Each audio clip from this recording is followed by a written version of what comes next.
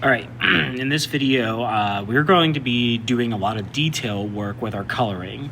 I want to call it blending, but really it's painting with transparencies would be the more official name.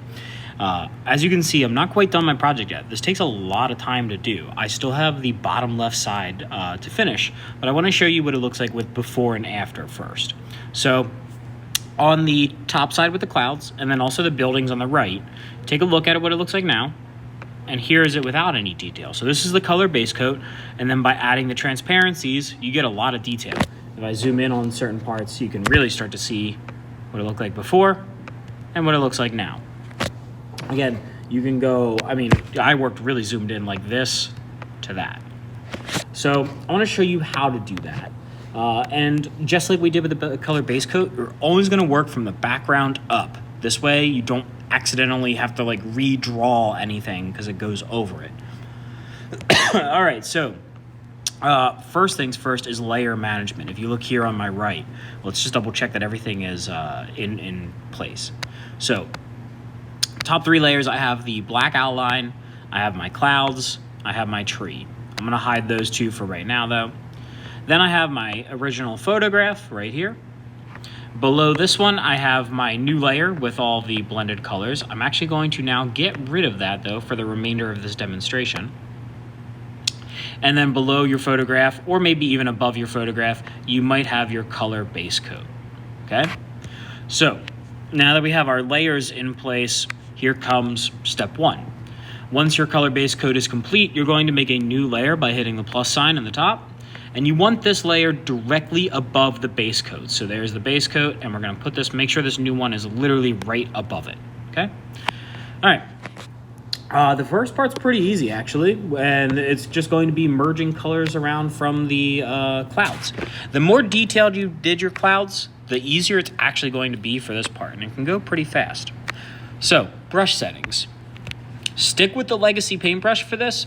You can do some experimenting later if you want, but right now I really don't recommend that you go anywhere other than the legacy paintbrush. Size will vary. With the clouds, I tend to stick a little bit bigger. So use your best judgment. Look at the circle here in the top left and see what fits. I want it pretty big. It's easier to blend when things are as big as they possibly can be for that area. So we're gonna go right to about there. Opacity, this is the more important part. Stay pretty low for the majority, like 20%, maybe even down to 10. I'm gonna start here though at around 20. And what you're gonna do is you're gonna click and hold, grab one color. I'm gonna start with this blue. Now that I have the blue, I'm literally just going to paint around it. I'm tapping multiple times because each time I tap, it's in 20% of that blue color. And I'm going to bring that blue down into these neighboring colors. I'm also going to bring it into that light pink up there at the top. Then, you're not done yet. Then you would take the opposite color, so this lighter blue or grayish kind of like robin's egg, and I'm gonna bring it back up into the other blue. By going back and forth a little bit, you'll get this really, really nice blend. Ditto here with the orangish kind of like peach. I might actually decrease my size for this because it's such a small area, but I'm gonna bring that peachy color into the blue. Again, I constantly tap. I wish I could show you, but my stylus is like touching the iPad, tap, tap, tap, tap, or each stroke is a new touch. That way you keep layering colors. There we go. Let's grab this peach here, just in case if it's a different peach than the one on the top, and bump my brush back up a little bit. I would recommend you constantly change the size. I'm glad this just happened too. See the circle right here that just came in? Sometimes it just kind of glitches out and just gives you a solid color based on your tap. If that happens, just undo it, or you could paint around it and kind of let it go. I don't know why it happens. I'm gonna just keep that one and go. It happens in Photoshop as well, in my experience, so it's just something with how they program it. All right, let's do just a little more here, and then I'll show you a little before after. All right, so that's what it looked like with the base coat, right, with just the solid color. And after a couple minutes of blending, I have that, which looks really nice. So you're gonna wanna do your whole sky in that style where you're just kind of like blending them together. Then building detail. This is where it can get really cool. We'll go down here and use this one as an example. It's here that I actually like to have my stock photo above the all your blending and your base coat, because I might want to sample more colors directly from the photograph this time. So I'm going to go in here and kind of grab this color here because I don't really have that represented. We're going to take a really, let's say close. We're going to take a really small size, something that fits this area. And we're just going to put a little bit of that color down. Because with buildings, it's not going to be like blending so much as clouds as it is going to be adding additional colors. So I'm just kind of taking multiple colors from the photograph, adding them in, kind of painting them. Again, no one sees your photograph, so you don't have to be like dead accurate. Maybe bump the size up a little bit. Again, try to max your size out. It's always easier, again, to blend colors with bigger brush sizes. Here, though, I do notice that we do have a little bit of a gradient on the photo, so I will do the same kind of cloud technique right there. Build that back a little bit. This darker color does seem to protrude in, so we will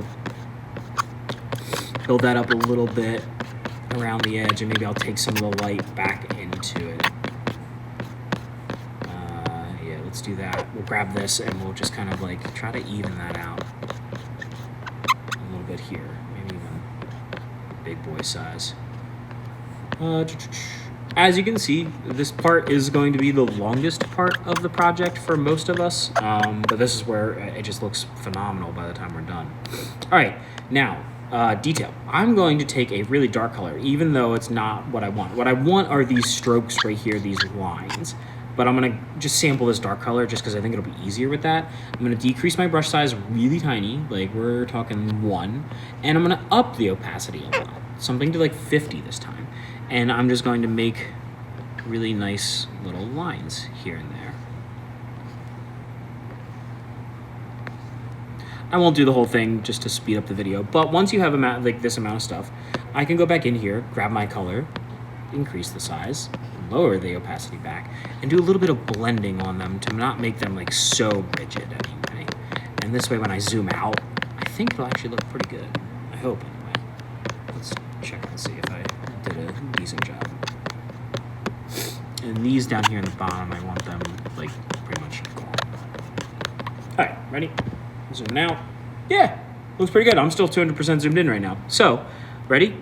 Before, after. Looks a lot better.